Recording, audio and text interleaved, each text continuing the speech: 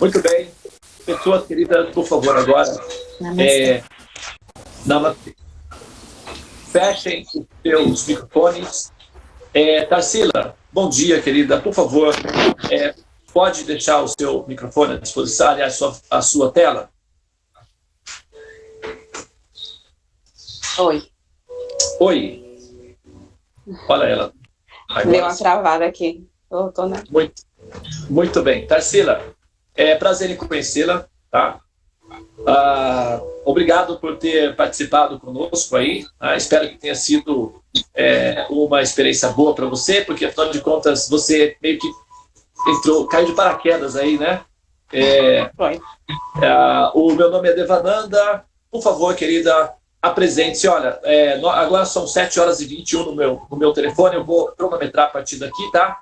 Você coloca aí mais ou menos aí o seu também. Até 7h21, 7h20, né? Vamos colocar aí até às 7h45 para deixar um espaçozinho para o pessoal fazer perguntas e comentários no final, tá bom? 15 minutinhos aí de bate-papo a mais. Então, nós temos de 7h20 até às 8h. A palavra é sua e os nossos corações também. Por favor, fique à vontade, apresente-se e nos instrua. Olá, bom dia para vocês. Eu vou conversar aqui com vocês também podem me interromper se for o caso, acho que é mais dinâmico também. Eu sou Tarsila, eu tenho uma formação em psicologia e há 9 anos, mais ou menos, eu comecei a atuar também como doula. Não sei se vocês já ouviram falar em doula. Doula é uma pessoa, bem resumindo, doula é uma pessoa que trabalha com parto. Ela dá um certo apoio físico e emocional para a mulher na hora do nascimento, mas também faz um trabalho pré-parto e pós-parto, né, nesse puerpério, que a gente chama. Também trabalho hoje em dia com amamentação, tem um grupo chamado A Mama, e sou voluntária também do Cine Materna. Cine Materna é um cinema para mães irem com os bebês, então é um momento também de ter essa rede de apoio, de ter essa conexão aí com outras mulheres que estão passando pelo mesmo momento. Atualmente também sou presidenta da Associação de Doulas da Bahia.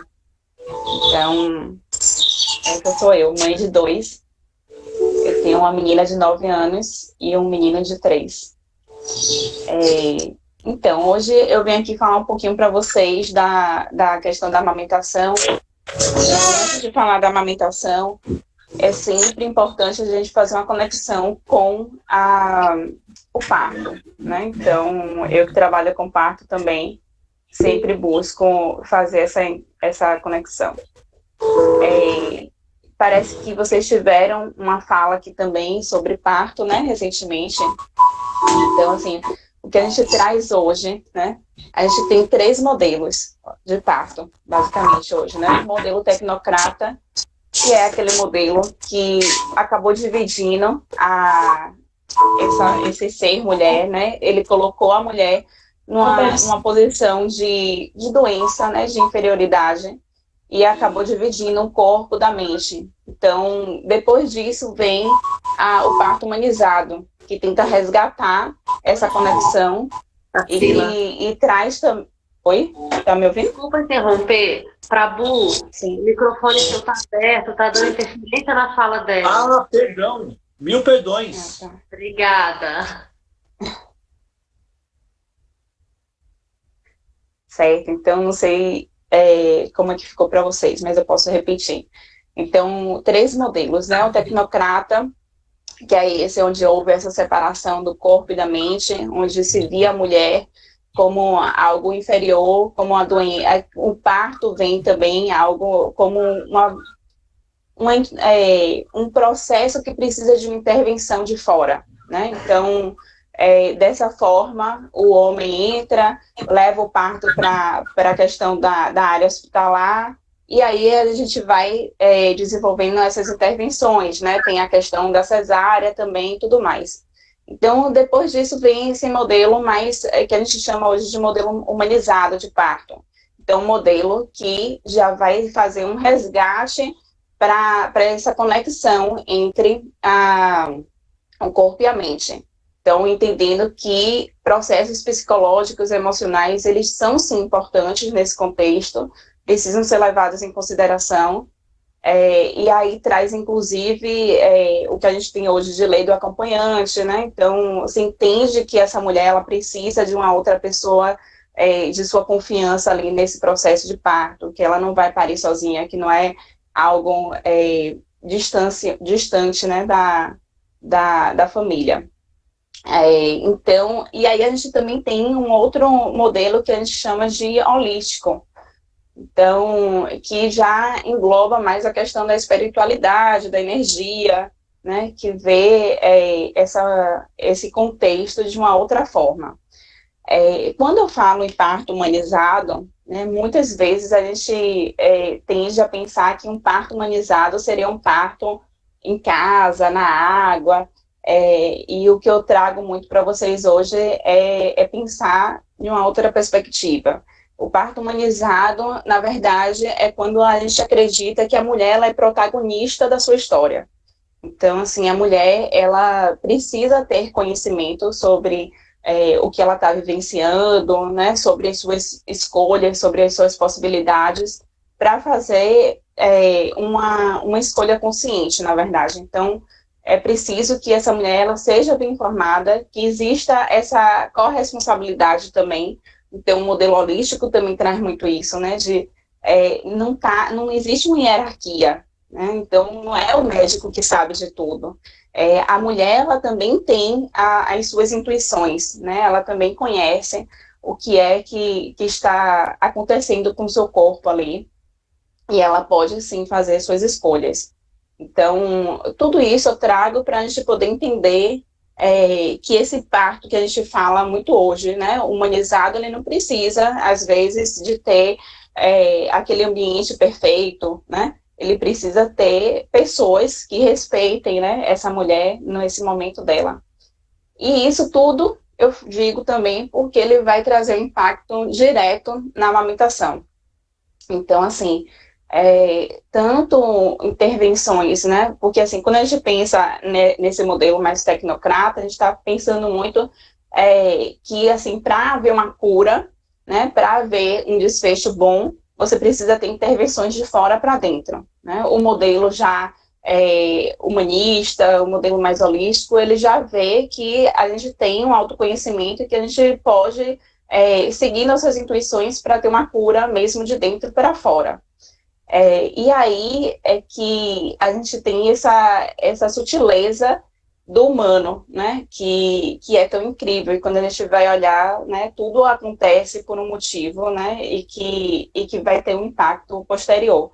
Então, mesmo aquelas intervenções que são intervenções benditas, que são ditas dessa forma, né, intervenções necessárias, elas vão sim trazer impactos, né? Então, pensar assim que hoje a gente tem no Brasil índices altíssimos de cesárea, né? Então, assim, bebês que uma certa vez eu escutei uma educadora, né? Uma educadora da Itália, que ele segue um modelo de Reggio Emilia, que traz muito esse protagonismo também das crianças nesse processo de educação.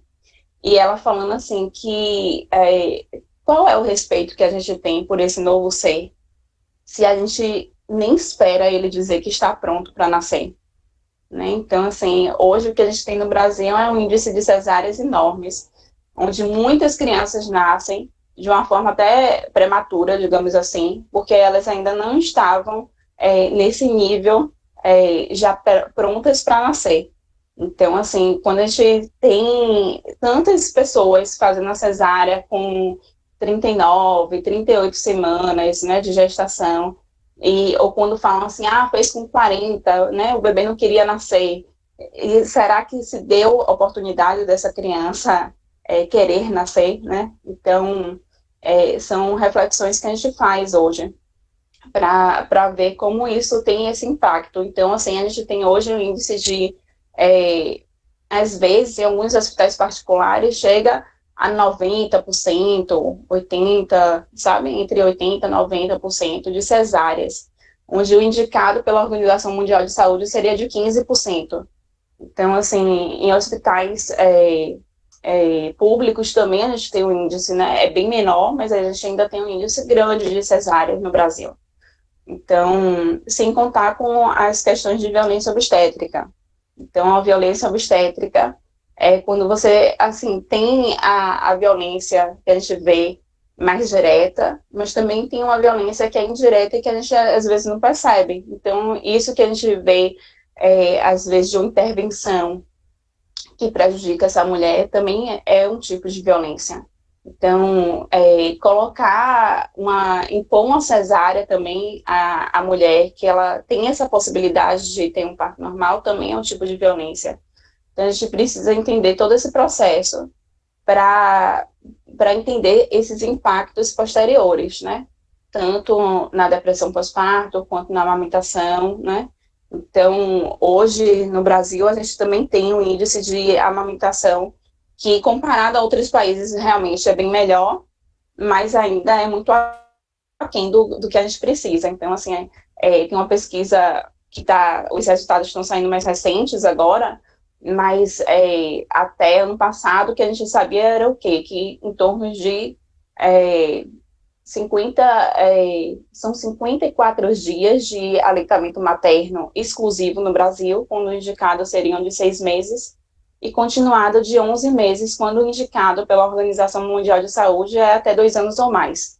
Então, para a gente poder pensar que realmente ainda existe um caminho longo, né, para a gente poder percorrer. E aí, resgatando a questão da ligação com o parto, o que a gente tem hoje? Né? Então, uma criança que ela nasce de um parto normal, sem intervenções, ela nasce mais ativa. Então, assim, a gente fala de um arraste. Não sei se aqui alguém já viu, ou já até em vídeo, quando a criança nasce e que ela é colocada sobre a pele da mãe, ela consegue fazer um arraste até a mama. Então, assim, se essa mulher, ela não tomou banho com aqueles produtos químicos e tudo mais, né, ela vai ter um cheiro ali. Né? E essa criança, ela também tem o cheiro dela, se ela não foi limpa imediatamente, né, após o nascimento, ela também tem o cheiro do líquido amniótico. Então, se ela tem esse cheiro, ela tem as mãozinhas dela, né? Então, a criança, não sei se vocês já viram um bebezinho, eles fazem um movimento, né, como se fosse um pica-pauzinho. Então, ainda quando está com fome, vocês veem muito isso. Então, quando ele nasce, né, que é colocado sobre a mãe, eles fazem isso. Eles vão sentindo o cheiro da mão, que ainda tem líquido amniótico ali, e vão sentindo o cheiro também do colostro, que o colostro é aquele primeiro leite, né, que a mãe produz. Então, sem contar que também tem uma mudança no nosso corpo, né, mulheres, quando a gente começa a gestação, na mama. Então, a mama, a região de areola, ela fica mais escura. Então, isso dá um contraste para a criança visualizar, né? Então, ela vai fazendo esse arraste dessa forma, porque ela vai sentindo o cheiro das mãozinhas e ela vai conseguindo se arrastar até a mama da mãe, né? Então, quando se deixa acontecer esse momento de uma forma mais livre, a criança faz esse arraste em 30, 40 minutos, até 60 minutos. Se essa mulher ela sofreu algum tipo de intervenção no parto, seja uma intervenção no parto normal ou seja numa cesárea, esse bebê ele pode nascer mais lento. Então, se a mulher ela tomou analgesia no seu trabalho de parto, ou se ela tomou analgesia com certeza na sua cesárea, isso vai trazer um impacto para esse bebê. Ele vai nascer mais lento, ele vai fazer esse processo de arraste de uma forma mais lenta. E também essa analgesia, a gente hoje tem esses novos estudos que vão mostrando que essa analgesia ela também traz um impacto na sucção dessa criança. Então, crianças que passaram, né, que a mãe passou pelo processo de analgesia, elas vão ter um atraso na sucção, né, porque a criança precisa fazer um movimento de sucção bem feito, né, para poder mamar. Então, vai ter um atraso na sucção. A mãe que passou, e aí, quando eu falar em cesárea, eu estou falando de uma cirurgia, né? Quando eu falar em parto, é algo fisiológico, é uma saída vaginal. não importa se com intervenção ou sem intervenção. Então, quando a mulher ela passa por uma cesárea, né, tem diferença entre a cesárea eletiva, que é uma cesárea que a gente marca a hora, né, então, eu vou fazer minha cesárea tal dia, né, a criança completa 40 semanas, né, a data provável de parto é tal dia, então, eu vou fazer a cesárea nesse dia. Então, quando ela tem esse parâmetro, né, aí o que eu falei anteriormente, né, a criança ela não passou por um processo de mostrar que estava pronta para nascer, né, e a mãe também não tem nenhum tipo de sintoma que leva ela a entender aquele contexto. E aí o que acontece? A gente tem um índice de depressão pós-parto muito grande nessas pessoas que fazem cesárea eletiva também. Então, a gente tem o que a gente chama também de baby blues, que é uma tristeza pós-parto. Essa tristeza pós-parto acontece na maioria das mulheres, só que naquelas que passam por uma cesárea, ela pode ser mais acentuada e levar a essa depressão pós-parto. Então, assim, a gente tem hoje também um índice de mulheres que passam pela cesárea e que tem uma... É como se elas ficassem menos responsivas ao choro da criança. Então, nas 4 primeiras semanas, né, essa mulher que passou por uma cesárea eletiva, ela está menos responsiva ao choro da criança. Não estou falando que é uma pessoa que que vai ser menos mãe, não é nada disso, né? Eu estou falando apenas que, comparado àquela mulher que passou por um parto, essa mulher que não passou, né, que passou por uma cesárea, ela tem esse nível, né, de atenção menor, né, estou falando também que ela não tem atenção, que ela não vai ter vinculação, não é isso, mas são comprovações, não sou eu que estou falando, né, que quando a mulher, ela passa pelo processo do parto, ela libera um nível de hormônio, né, uma cascata de hormônio, que vai fazer com que ela tenha uma conexão diferente, né, que ela tenha uma atenção diferente, e vai fazer também com que ela libere também esses hormônios para poder estimular a descida do leite. Então, assim, a descida do leite para uma pessoa que passou por uma cesárea é diferente da descida do leite de uma pessoa que passou por um parto, e que também é diferente de uma pessoa que passou por uma cesárea intraparto, que a gente fala, que é o seguinte: você entrou em trabalho de parto, mas por algum motivo acabou fazendo uma cesárea. Então, a descida do leite dessa mulher que passou por uma cesárea intraparto vai ser mais semelhante à descida do leite de uma mulher que passou por um parto vaginal. Então, para a gente poder também entender que esse colostro, diga. Desculpa, Tarsila, você pode voltar esse pedacinho aí da questão do leite, por favor? Tá. Então, assim, o que a gente tem um processo de descida do leite, né? Então, o primeiro leite que a gente fala, né, assim que a mulher tem um neném, é o colostro, certo? Então, esse colostro, que são realmente só algumas gotinhas, né, muito pouquinho, porque a capacidade gástrica do bebê é muito pouquinha. Então, assim, no primeiro dia, em torno de 5 a 7 ml por mamada. Então, 5 a 7 ml é muito pouquinho. Então, mesmo assim, esse colostro, na mulher que ela vai ter um neném de parto normal, ou é a mulher que tem um neném de cesárea, mas ela entrou em trabalho de parto, ela libera uma cascata de hormônio que faz esse colostro vir de uma forma mais rápida, certo? Então, assim, a mulher que passou pelo trabalho de parto, o colostro, ele vem em torno de 48 horas, sabe, 72 horas. Para a mulher que passou por uma cesárea, esse colostro, ele está ali presente, mas ele demora mais, tá, de aparecer. Então, a criança precisa também sugar para ir estimulando, certo, essa descida do leite da mãe. Então, tem um colostro, mas essa descida, na verdade, ela para o leite maduro, né, e tudo, ela vai ser mais devagar naquela mulher que passou por uma cesárea eletiva, que eu digo, não uma cesárea agendada, marcada. Então, tudo isso, todo esse processo de conexão que eu estava falando que o bebê faz esse arraste, né? Que tem um cheiro, tudo isso, ele leva a conexões para que a mãe reconheça essa criança e que ela comece a fazer essa vinculação. Então, quando a gente tem muitas intervenções aí nesse processo, isso tem um dano aí tanto para a mulher quanto para o bebê, que a gente, às vezes, não presta muita atenção.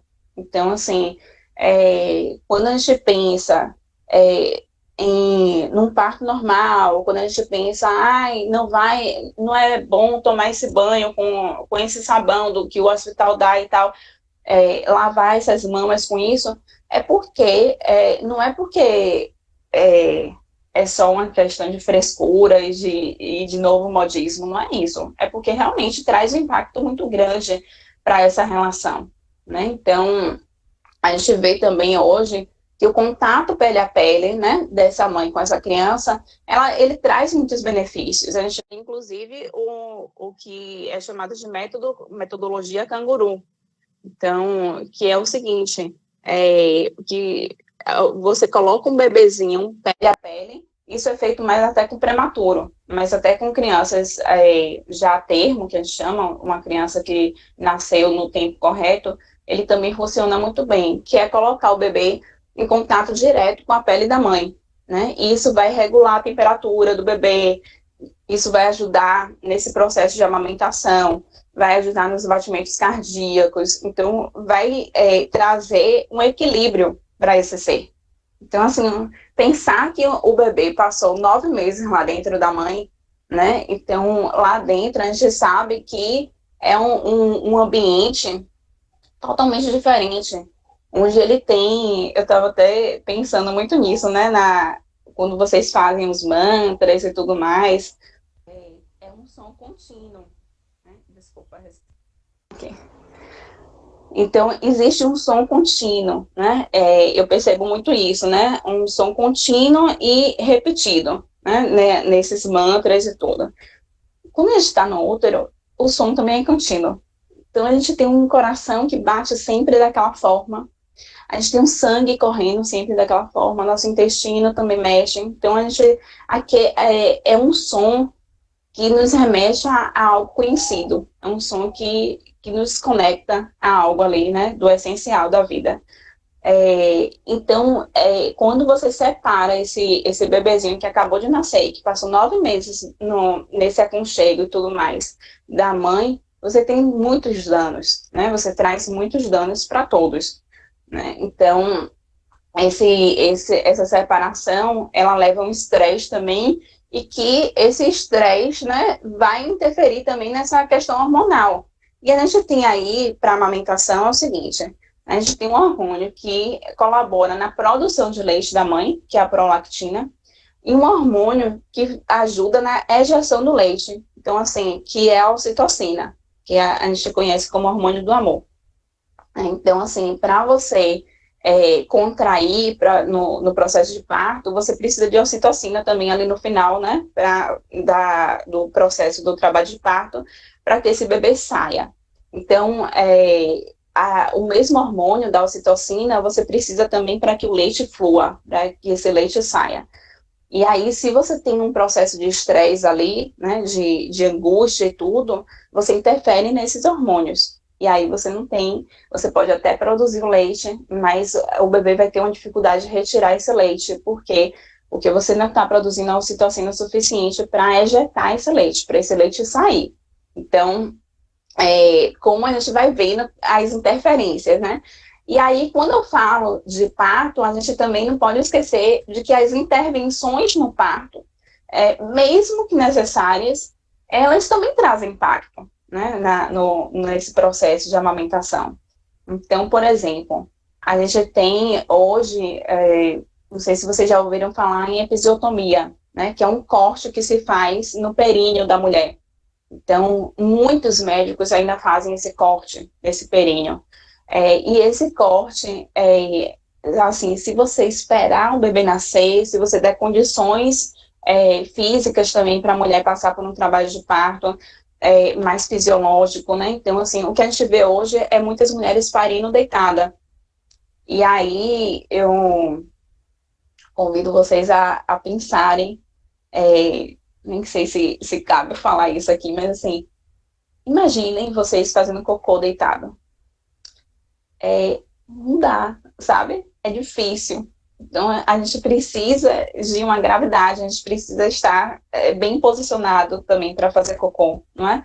E a mesma coisa acontece com a mulher. Oi. A gente fala assim, imagina, eu trabalho como agente comunitário, a gente fala isso assim, imagina fazer deitado e estando com prisão de ventre. Não é um fazer deitado, é com prisão de ventre, imagina o que é isso daí. Então, assim, e para as mulheres, né, que se vocês aqui já passaram por esse processo também, é surreal, né? Você imaginar uma mulher parir deitada, né? Então, assim, todo esse estresse, tudo isso que ela vive ali na cena de parto, ela traz um impacto depois, né? E aí, assim, se você vai parir deitada, vai ser mais difícil essa passagem, né? E aí, muitos médicos acabam fazendo esse corte no períneo, que não é assim, não pode se comparar com um corte que acontece de forma natural se a mulher estivesse bem posicionada. Porque aí, quando você está cortando várias camadas também ali, inclusive chegando à musculatura e tudo, e que essa mulher vai ter muitas dores, né? Tem mulheres que relatam dor por resto da vida por conta desse corte, né? Em relação sexual, enfim, momentos que fica mais frio e tal, elas relatam também mais dor. E imagine você ter esse corte logo após, né, um parto, onde você depois precisa ficar sentada para amamentar. Então, é evidente, né, que se a gente pensar nisso, vai interferir na amamentação, porque como eu estava falando, se você sente dor, né, se você está estressada durante as mamadas, o seu leite não vai fluir da mesma forma, né? Então, se você se incomoda, né, em sentar com um corte ali no seu períneo, não vai fluir da mesma forma. A outra questão, né, que a gente fala também muito, é a ocitocina, né? Então, assim, a ocitocina que você usa durante o trabalho de parto, né, que é aquele soro, né? Então, a mulher foi colocada no soro, né, para poder adiantar o trabalho de parto. A gente sabe hoje em dia que essa ocitocina, ela vem mais no final do trabalho de parto, né? Então, é na última fase, praticamente, do trabalho de parto que ela tem que agir.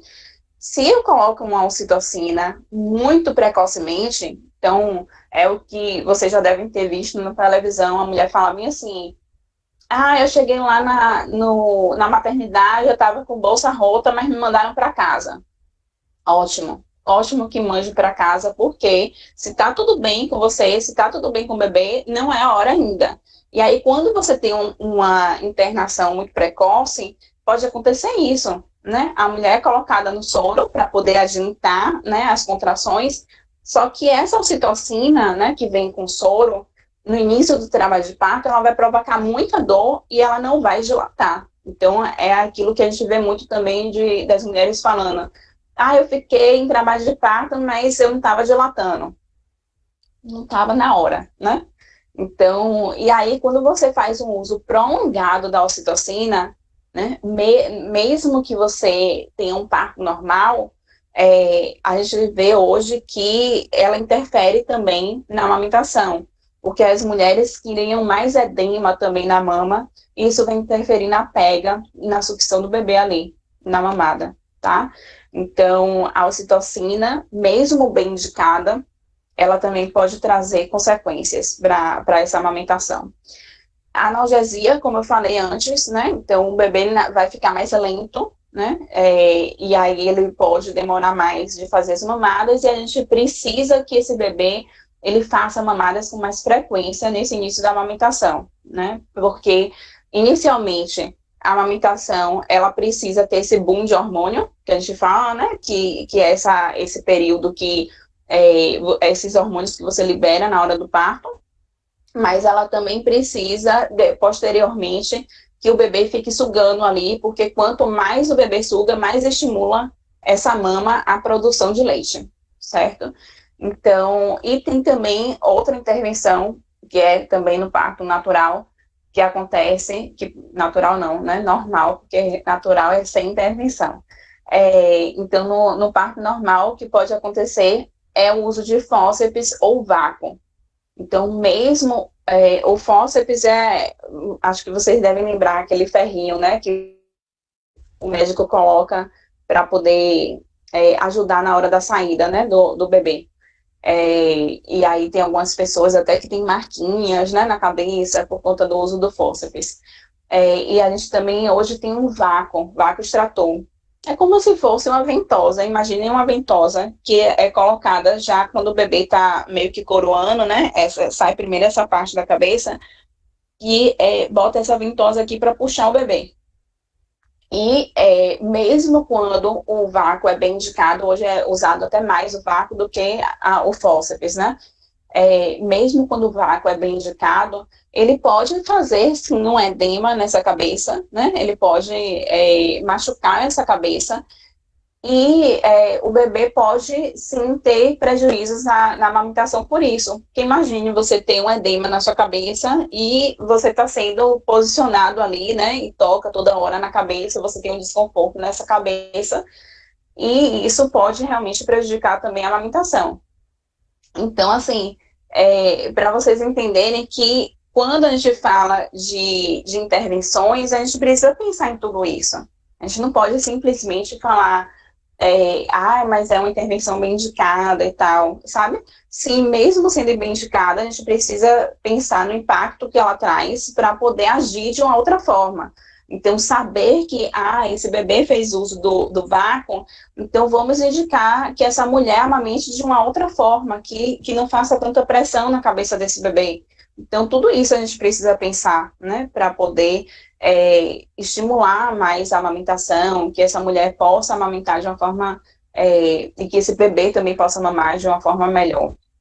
Então, o que eu queria trazer hoje para vocês é muito isso, que quando a gente defende um parto normal, um parto humanizado, não é só uma moda, não é só algo, né, bonitinho, é porque traz todo o impacto também nessa relação do ser humano, né? Também traz um impacto posterior para essa relação entre a mãe e o bebê, traz impacto também quando você tem um parceiro, uma parceira ali, porque o envolvimento é muito maior quando você tem essa participação dessa pessoa, tanto no pré-natal quanto no pós-parto. Então, assim, hoje, só lembrando que o parto humanizado, ele pode acontecer em qualquer lugar, né? Então, não é só aquele parto que é em casa. Então, assim, eu tive meu filho, o segundo, ele nasceu em casa, mas nasceu em casa com a equipe, né, que a gente fala. Então, uma doula hoje, ela tem esse acompanhamento. Uma doula não é uma parteira, tá? Uma doula é uma pessoa só que dá esse suporte emocional e físico para a mulher passar pelo trabalho de parto.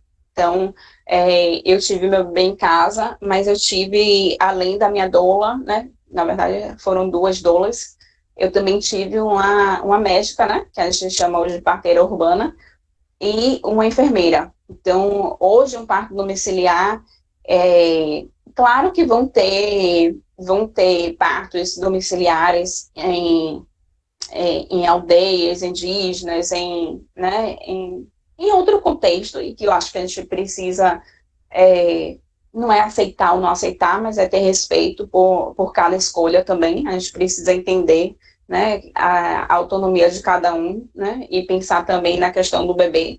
Então, não é uma questão agora de colocar aqui em xeque o que é certo e o que é errado, mas de entender as formas.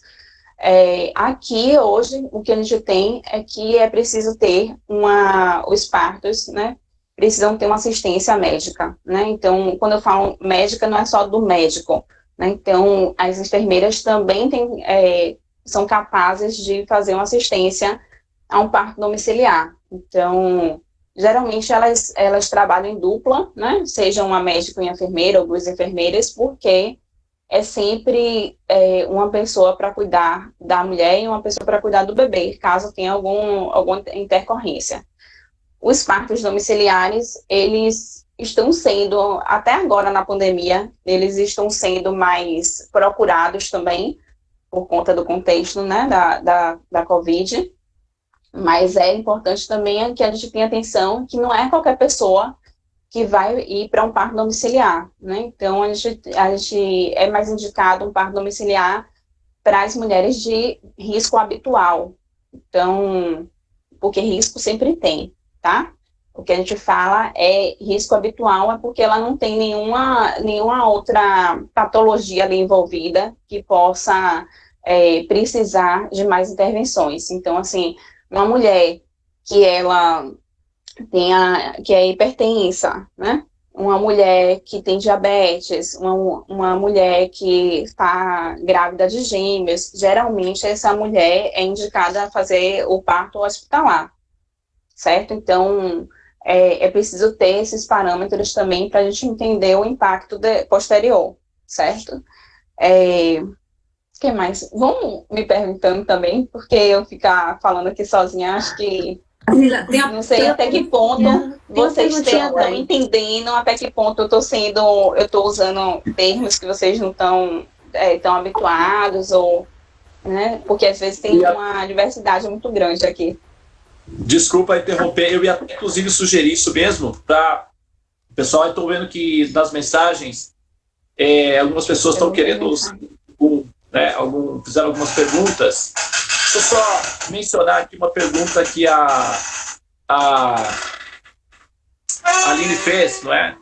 Ela perguntou se você poderia... Não sei se você chegou a fazer isso, né? Se esse contexto está dentro daquilo que você falou, mas ela pediu que se você pudesse comentar alguma coisa, né, em relação à amamentação no processo de esterogestação. Esterogestação, como o nosso tempo já está praticamente esgotado, né, com 3 minutinhos, então você vai ter que fazer uma maratoninha aí. Certo. Então, a esterogestação é como se fosse uma continuidade da gestação que teria no útero. Então, o bebê, ele nasce com ainda bem maturo, né? Porque se ele nascesse mais maduro, como o potrinho ele nasce já andando, né? Já sabe mamar, já sabe fazer tudo ali, né? Então, o bebê não. O bebê, no máximo, faz esse arraste. E aí ele vai terminar de se desenvolver aqui fora. Porque senão ele nasceria com a cabeça muito grande, não daria para passar pelo canal. Então, a esterogestação é isso, é como se fosse uma conclusão da gestação aqui fora. E aí, sim, aquele pele a pele que eu falei, né? Ou a metodologia canguru, que faz esse contato também pele a pele. Tudo isso favorece esse contato e esse desenvolvimento. Então, a gente tem também as mães que usam os slings e tudo mais também, que favorecem como se fosse o canguru, né? Vocês já viram, né? O canguru, ele tem uma gestação de 4 semanas. Ele nasce desse tamanhico assim, e ele faz o arraste até a bolsa da mãe, para entrar de volta na bolsa, né?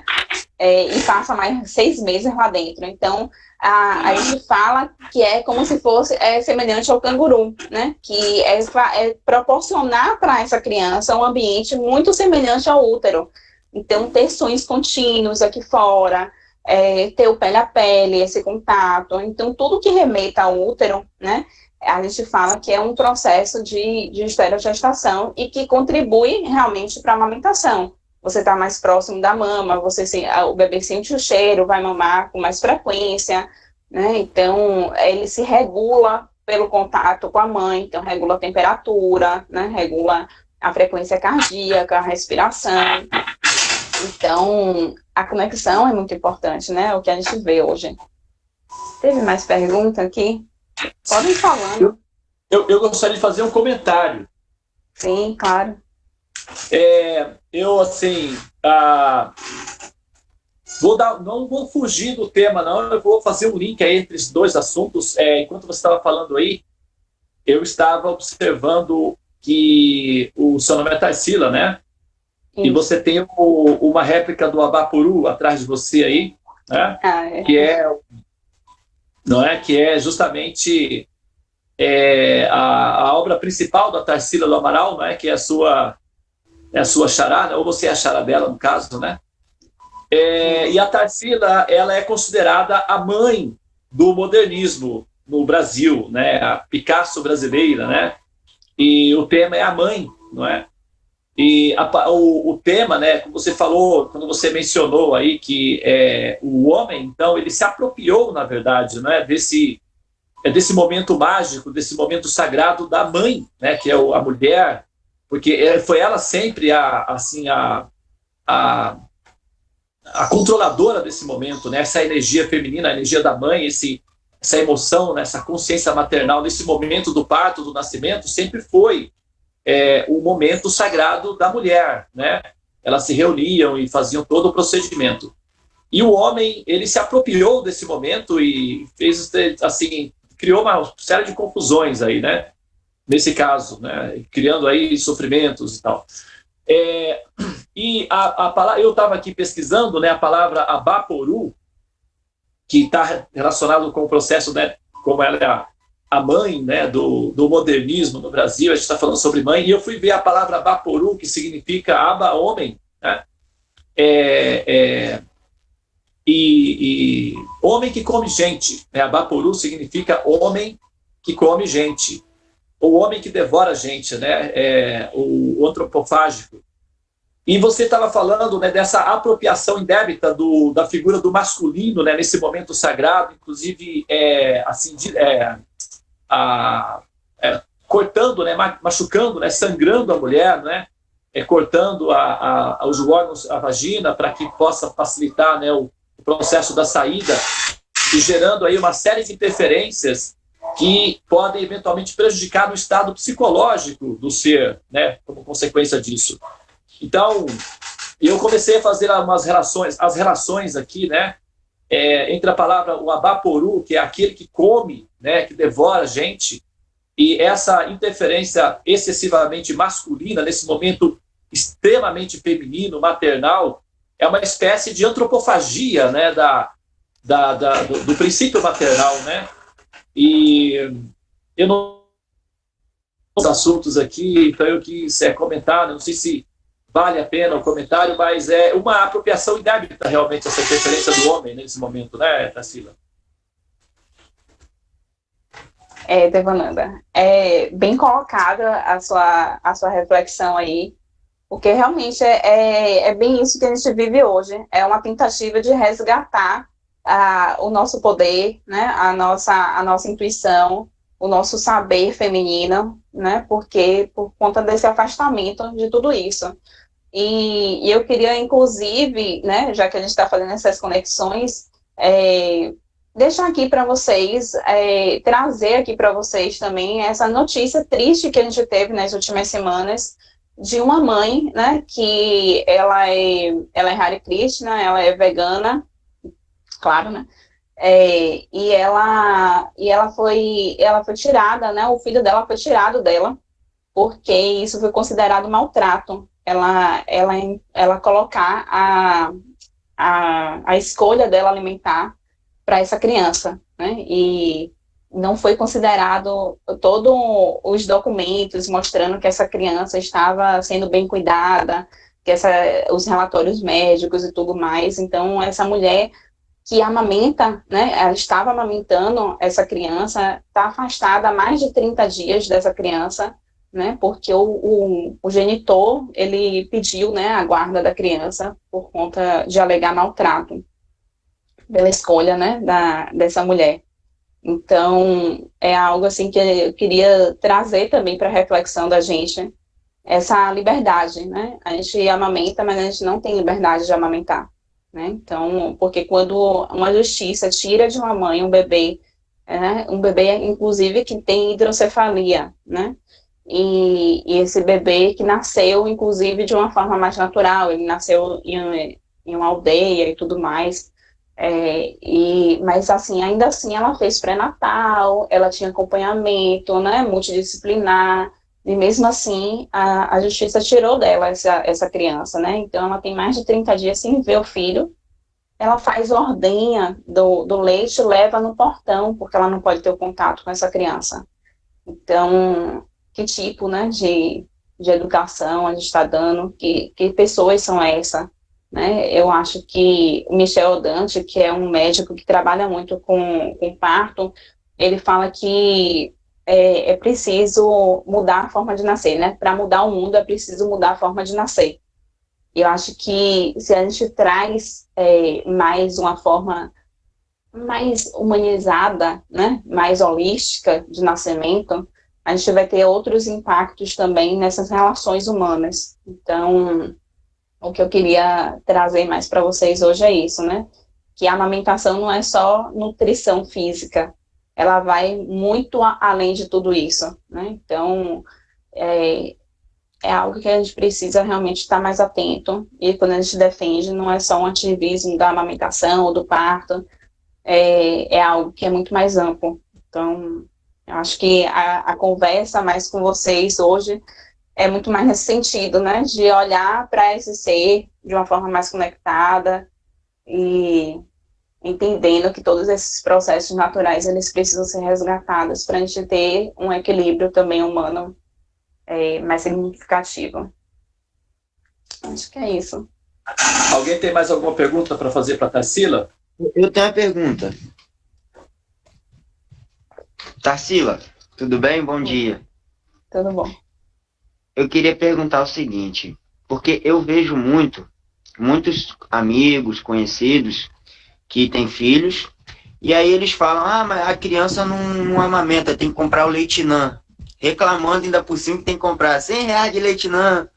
Mas assim, você acha que esse índice de crianças que estão nascendo assim, sem poder amamentar, tem a ver com essa falta de sensibilidade entre o contato com a mãe, com o filho, um preparo, até da mãe, porque, por exemplo, numa cidade como o Rio de Janeiro, que é uma cidade enorme, não dá tempo das pessoas, muitas pessoas não têm acesso a esse tipo de informação e tem filho de qualquer jeito, não tem essa conscientização de ter uma conexão entre o filho e a mãe, de respeito, amor, carinho. Você acha que tem a ver essa taxa de crianças que estão nascendo sem poder amamentar com isso tudo que você falou pra gente? Com certeza, né? Eu acho que além dessa falta de conexão, tem uma indústria aí que bombardeia a gente e que faz a gente não acreditar no nosso potencial.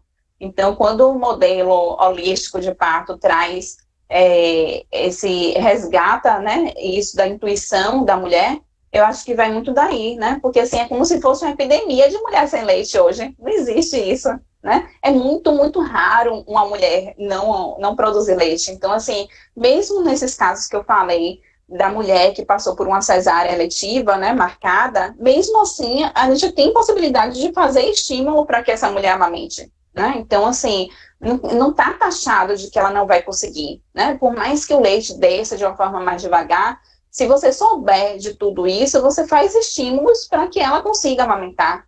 Mas a gente tem uma indústria aí que bombardeia e que, assim, às vezes muitas mulheres acham que é status você falar bem assim, eu posso comprar leite, sabe? É como se fizesse uma desconexão com o humano, como se a gente se aproxima do animal, se a gente vai parir e amamentar, é como se a gente tivesse mais próximo do ser animal, e que é isso, né? Mas que é visto como algo inferior, né? É visto como assim, é irracional, animal, né?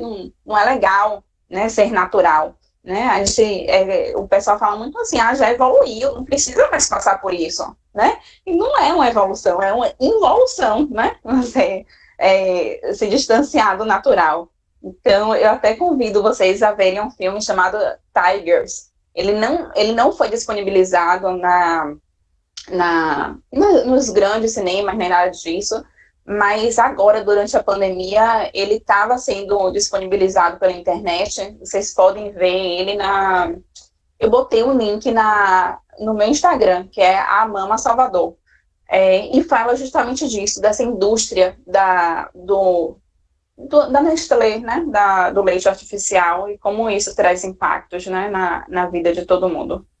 Tarsila, desculpa interromper, eu gostaria só de fazer um comentário também sobre essa questão que o Nimar colocou, né, porque a desinformação também sobre a amamentação gera essa cadeia de cada vez consumir mais leite em pó, né, cada vez mais suplemento, porque por exemplo, tem muitas orientações médicas de que precisa aumentar a cada 3 horas, por exemplo. E hoje a gente tem um movimento aí de livre demanda, né? Que é muito mais importante, porque também a produção de leite está vinculada à demanda do bebê, né? Então o corpo tem essa inteligência do corpo e da conexão mãe e filho, mãe e criança também, né? Quanto mais o bebê procurar, quanto mais ele mamar, mais leite o corpo da mulher vai produzir.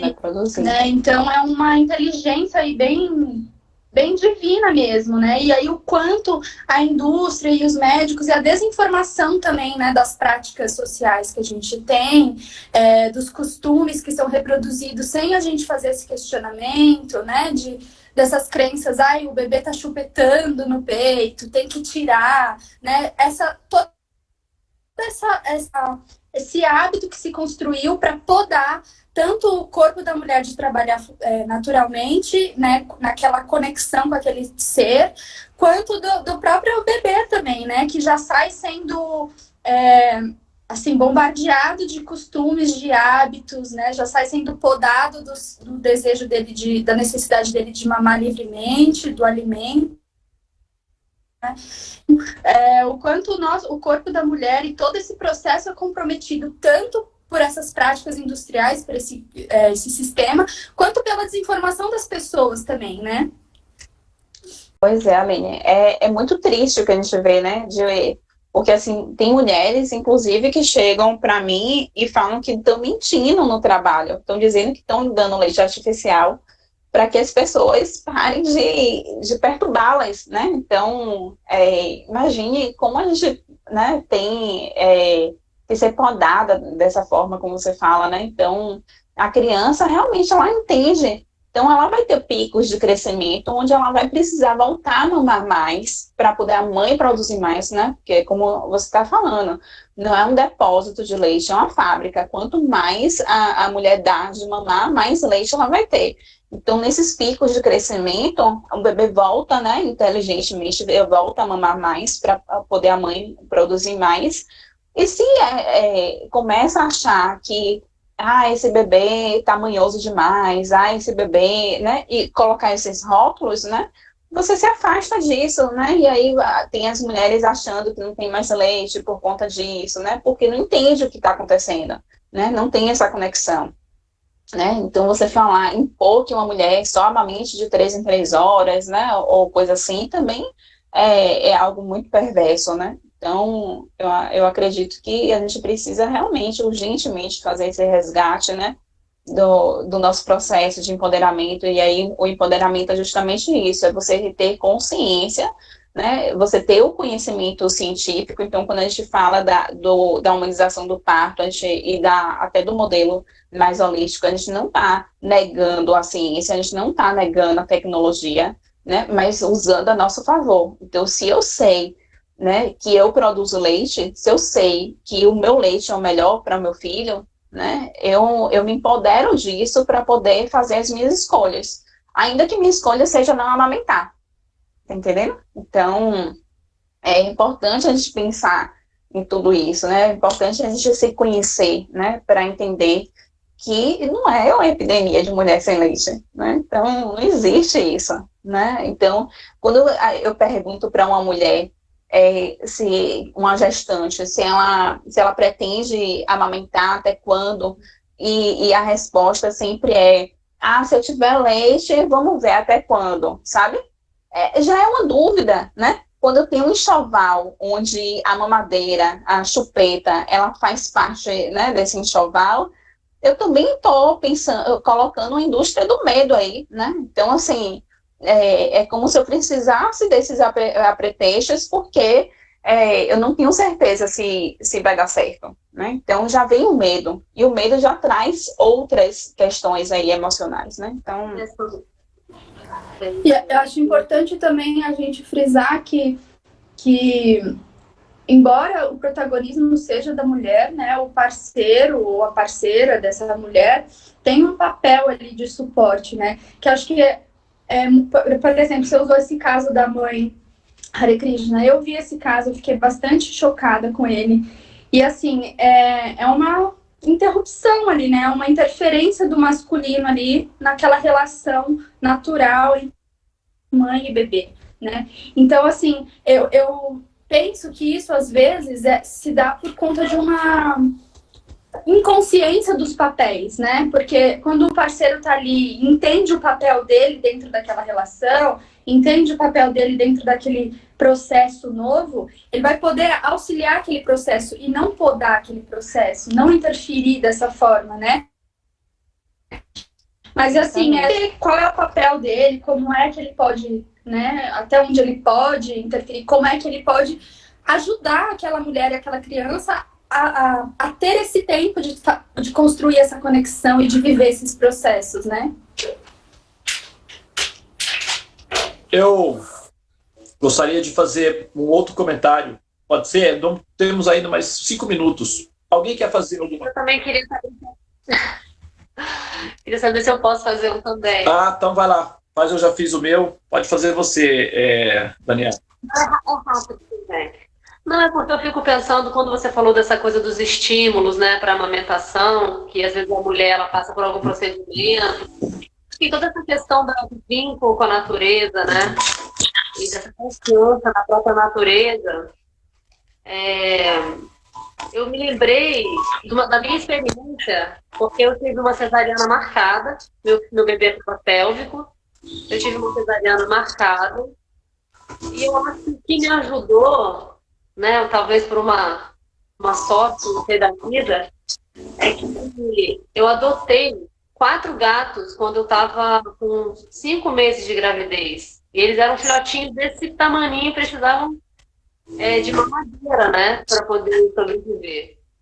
E eu, na época, acabei amamentando os gatinhos, né? Eu estava grávida de 5 meses e eu fui amamentando os gatinhos. E eu me vinculei muito maternalmente com eles, então eu não consegui doar, fui criticada por Deus e o mundo, porque 4 gatos, adotar 4 gatos grávidos é uma loucura, né? Mas a gente dá os gatos quando está grávido. Eu adotei os 4 gatos, fui dando leite na mamadeira para eles, e eu comecei a produzir mais leite, eu acho. Começou a molhar minha blusa, quando eu devia já ter com 6 meses de gestação, já molhava, sabe? Já saía alguma coisa. Então, quando meu bebê nasceu, mesmo sendo marcado, eu imediatamente senti muita necessidade de amamentar ele, ainda na cirurgia. Eu tenho certeza que se ele estivesse vindo para os meus braços, eu teria amamentado ele. Mas não foi possível, né? E é um processo muito difícil para a mulher, realmente, toda essa intervenção.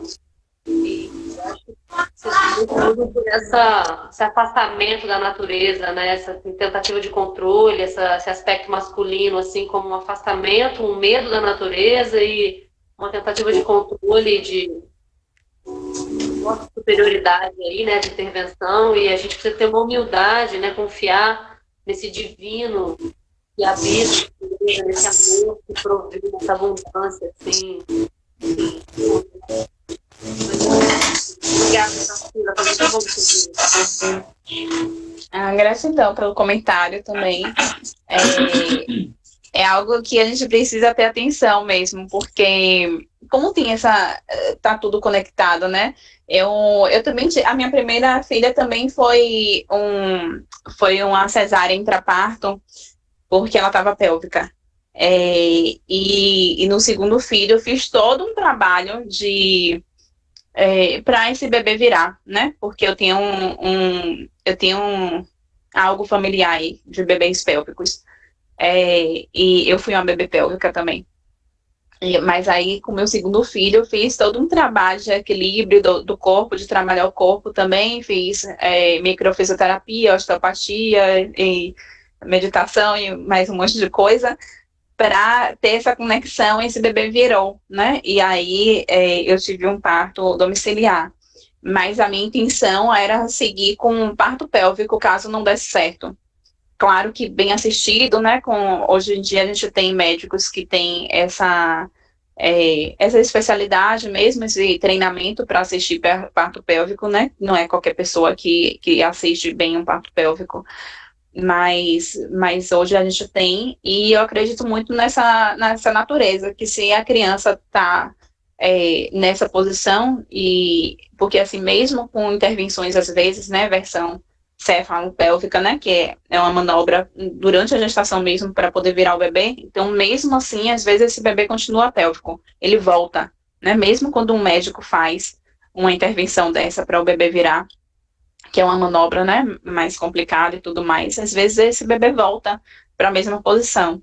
E eu penso muito assim, que essa casa aí dentro, ela tá de alguma forma confortável para ele ficar pélvico, né? E se você não mexeu no equilíbrio, né? Se você não mexeu no corpo de uma forma mais integrativa, né? Mais total, aí ele não vai ficar confortável numa outra posição. Então, acho que tem que trabalhar, fazer uma mudança na casa toda, né? Para que ele fique em outra posição. E é bem isso. Por isso que eu acredito muito, né, nesses modelos, né, que levam em consideração mais o todo, né, porque vai trazer impacto posterior, né. Então, que bom que você pôde ter essa oportunidade, né, de conseguir amamentar. Então, e é bem isso, não é taxativo, não é porque passou por uma cesárea, mesmo que eletiva, que não vai conseguir amamentar, mas você tem a possibilidade de ter esse contato, né, de você ter essa experiência, de você poder se ouvir, se conhecer, né, de, como você falou, né, de olhar para si enquanto potência materna, né, se eu conseguir cuidar de outros animais ali que estavam precisando, eu também consigo cuidar do meu, né, então, da minha cria, né, então acho que é muito por aí, né, mas Devananda estava querendo fazer um comentário também, acho que a gente... Gostaria de fazer um comentário para a gente concluir, né. Você mencionou sobre a oxitocina, né? Hoje tá ventando muito aqui, eu tô debaixo de uma árvore, né? Inclusive tem um parto que é feito embaixo da árvore. Eu nasci embaixo de uma árvore. A minha mãe fez meu próprio trabalho de parto. Eu sou quase uma fruta. Ela estava sentada embaixo de uma árvore quando eu nasci. E ela me teve de cócoras, sozinha. Meu pai veio depois e ajudou ela a terminar, né, o trabalho. Mas tá tendo um pouco de barulho aqui por causa do vento hoje, então vou tentar ser rápido aqui na minha observação, na minha colocação em relação à oxitocina, porque nós estamos correlacionando todos esses fatores ao estudo que nós estamos fazendo do Swadhisthana Chakra. E aparentemente o nosso tema aqui parece que não tem relação com o que eu vou falar agora, mas tem. Acho que nas últimas 3 semanas, eu até brinco aqui com as meninas aqui, eu falo assim, ó, se alguém hackear o meu computador hoje e observar o meu histórico de vídeos de investigação, vai achar que eu sou um serial killer ou alguém que tem uma relação com isso, porque a cada 10 vídeos que o meu computador abre, 9 são biografias de serial killers. Eu estou estudando o tema, né, como astrólogo, e eu assisti muitos documentários relacionados com os fatores que levam as pessoas a eventualmente se tornarem serial killers, né, assassinos em série. E uma das pesquisas mais sérias, não é, de uma universidade americana, de um documentário que eu assisti, constatou que os serial killers eles têm uma taxa muito baixa de oxitocina, de produção de oxitocina. Então, alguns cientistas, eles estão tentando produzir uma vacina para evitar, para inibir o impulso assassino dos psicopatas a partir, me parece que desse colostro, do leite materno, que tem uma alta taxa do produto que eles precisam para estimular os cérebros dos psicopatas a produzir oxitocina, porque a oxitocina inibe o desejo, né, assassino e produz no ser a experiência de empatia, que é a oxitocina que dá esse sentimento de amor, de compaixão, né, que é o leite feminino, né, é compaixão líquida, na verdade, né? Então, se especula a possibilidade de uma vacina para psicopatas a partir da oxitocina, que é o leite materno, essa primeira produção do leite que é gerada, né? Então, eles têm uma baixa produção de oxitocina, menor que a média. O homem em si, ele já tem uma produção pequena de oxitocina, né? Por isso que ele é mais violento, ele é agressivo, né? ele é mais... as guerras são produzidas pelos homens, basicamente, né? Normalmente, se uma mãe, imagina que um rei e uma rainha, eles têm 2 filhos no exército, e o rei ficará, assim, estimulado a declarar uma guerra. A rainha não. A rainha não terá tanto ânimo, normalmente, né? Porque ela tem 2 filhos no exército, ela não quer perdê-los. O pai, que tem uma natureza mais, menos oxitocina, menos compaixão, vai estimular, né, os filhos a lutarem na guerra. É o excesso da violência, né, assim, o sentimento da violência. E o leite materno, como você mencionou, dentro da cultura védica, ele produz na pessoa um sentimento de calma em relação à libido, inclusive, um controle maior em relação à libido. Os estudos védicos da medicina Ayurveda estimula a mãe a amamentar o bebê, né? Os partos são todos feitos pelas mulheres, no caso, né, dentro assim, do que nós entendemos como cultura védica, e as mães são orientadas a amamentar o filho até uma idade prolongada, assim, inclusive 5, 6 anos de idade, porque isso, do ponto de vista do processo da evolução espiritual, é favorável para a evolução espiritual, porque a criança que se alimenta bastante do leite materno, ela fica menos violenta, menos agressiva, ela fica mais calma e ela tem uma tendência maior a ver as mulheres como um todo como mães, não como produto de devorar, assim, um objeto para ser devorado. E isso faz com que o nativo, ou seja, o ser humano fundamentado nesse tipo de conhecimento, se torne um ser humano mais predisposto a respeitar a mulher como sendo um princípio sagrado. A cultura védica, ela glorifica a mulher como princípio sagrado, né? E o aleitamento materno, ele tem a função de reduzir ou calibrar a taxa de impulso de libido do masculino, que é o que faz esse impulso de libido, né? Esse desejo o contato sexual, acompanhado da baixa produção de oxitocina, que é o equipamento masculino, né? O cérebro masculino como uma máquina um pouco mais trabalhando sem graxa, né? E, de certa forma, meio que sem graça também, deixa o ser humano mais estressado, portanto, ele fica mais violento. E quando a combinação de desejo sexual e violência se juntam, dá guerras, estupros, assassinatos e tudo que a gente vê por aí. Então, o processo de amamentar e o processo de, dos cuidados femininos, os primeiros seres que tocam nesse ser precisam ser mulheres, por causa do contato feminino que acalma imediatamente esse ser, que já vai entrar num ambiente relativamente tenso, de violência, e o toque feminino, nesse momento, é extremamente importante para produzir na psique do ser que está nascendo a continuidade do útero. Quando o toque é uma energia masculina, o choque é abrupto e se cria um trauma psicológico imediatamente, produzindo um ser aí que não vai conseguir fazer as correlações entre a violência que ela já traz consigo, principalmente quando é um homem, né? Principalmente quando é um homem. E o resultado é que nós temos aí um ser humano bastante confuso e a violência contra a mulher bastante evidente, né? Como consequência, talvez, pode-se até relacionar, eu não tenho dados estatísticos para demonstrar isso daí, mas é possível que a relação entre o parto, a cesariana e a violência contra a mulher, pode ser que exista uma relação entre uma coisa e outra aí, não é não, Tarsila? Tem sim, tem uma relação, já é comprovada também cientificamente aí. Então, inclusive, a participação do homem desde da gestação mesmo, ela traz esse impacto hormonal também para esse homem.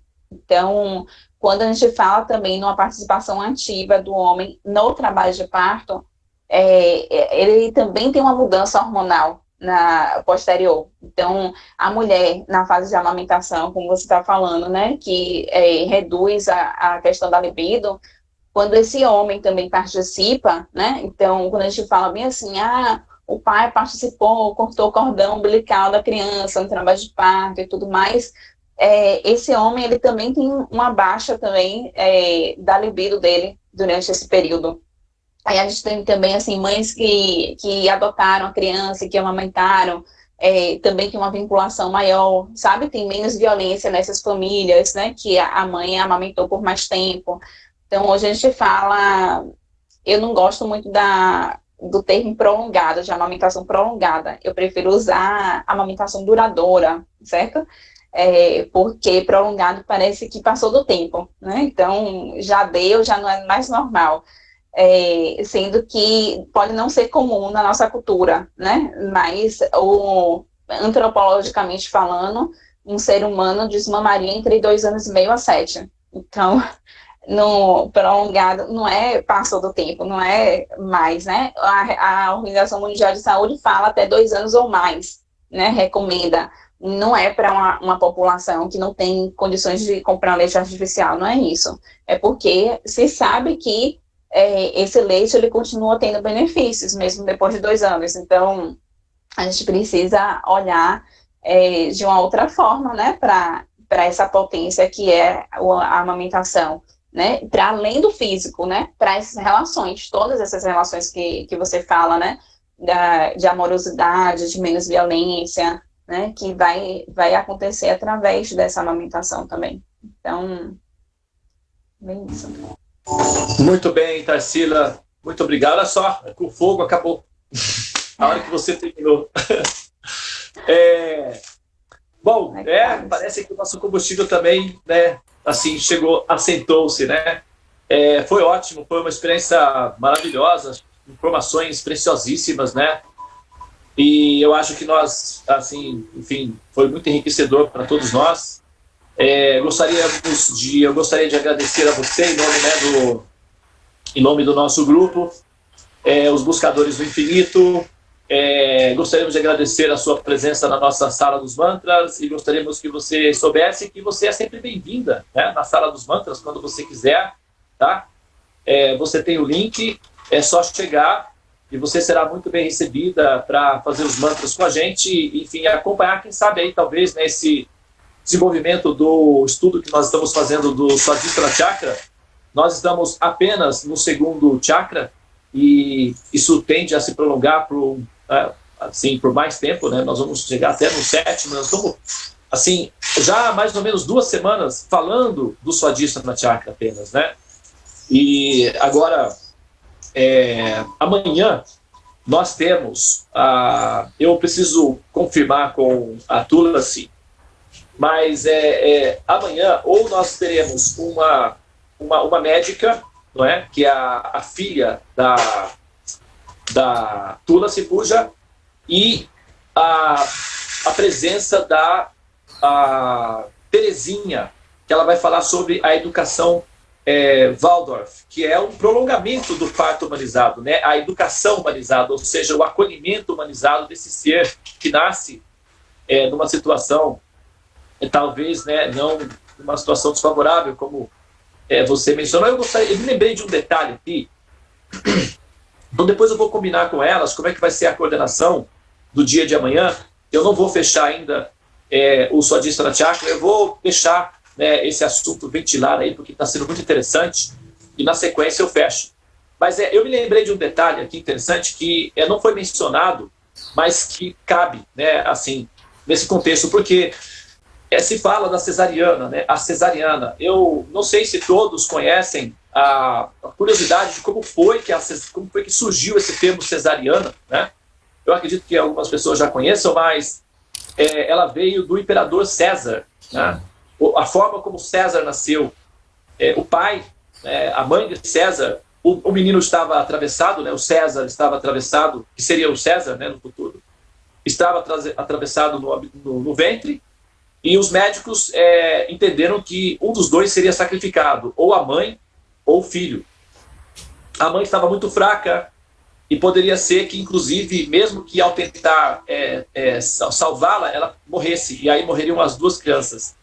Então o pai tomou a decisão de sacrificar a mãe e tirar a criança.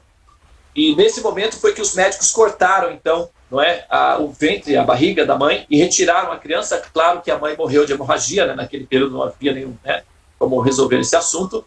E a partir daí, esse método bárbaro, esse método assim radical e extremo de nascimento, ficou conhecido como o método de César, ou a forma de César nascer. E a partir de então, cesariana, ou a maneira como César nasceu, de forma dramática, violenta, envolvendo morte e assim, uma situação de grandes conflitos. Então, o método cesariana de nascer já traz consigo, já remete a esse momento dramático, esse momento tenso, em que, na verdade, você tem aí um princípio de morte envolvido também, né?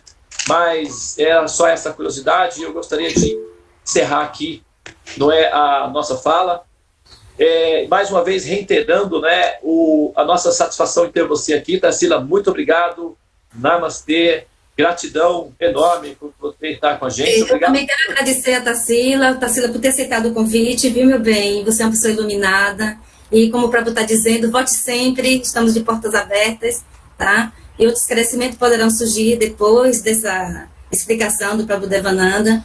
E quem sabe você também tem outra temática, né, para trazermos. Beleza? Obrigada, viu? De coração. Te amo. Gratidão também a todos pelo convite, pela troca. Acho que dessa forma a gente vai ampliando, né? E vai se conhecendo melhor. Obrigada. Tarsila, essa conferência foi gravada, tá? E o vídeo vai ser disponibilizado para você, se você quiser utilizar para algum propósito, enfim, tá bom? A Karuna vai liberar o conteúdo no grupo também e vai passar o link para que você possa ter, tá bom? Acesso a esse material, tá? Tá certo, obrigada. Obrigada, gente. E qualquer coisa, precisando de mais alguma informação, é só falar. Que eu possa compartilhar. Tá bom, querido. Tá legal. Muito obrigado, viu? Hare Krishna. Nada. Muito bem. Então, queridos... Meu bichinho de leite. Oi? Meu bichinho de leite. Olha aí, Francisco. Movido a leite. Movido a leite. Tá certo. Então, pessoas, Hare Krishna, Krishna Krishna, Hare Hare, Hare Rama, Rama Rama, Hare Hare. Ó energia suprema de amor divina, desperta-me, eleva-me, envolve-me, protege-me, Haribol. Podem abrir os seus microfones e vamos nos despedir, né? Quem está na sala aí? Bom dia a todos, um dia de paz, de luz para todo mundo. Bom dia, gente. Obrigado, Tarsila. Tchau. Muito bom. Bom dia, tchau, tchau. Tchau. Bom dia. Quem é o Cássio? Bom dia, gente. Tchau. Tchau, tchau. Tchau. Eu gostaria de saber quem é o Cássio. Tchau, tchau. Tata Daniela. É você, Daniela. Você virou o Cássio. Tá certo. Eu tô com o celular dele. Virou o Cássio, não pode mais ter bebê. Tchau. Tchau. Francisquinho, tchau. Quem tá lá? Tchau, gente. Tchau, Eu ainda. Tchau. Hare Krishna. Hare Krishna.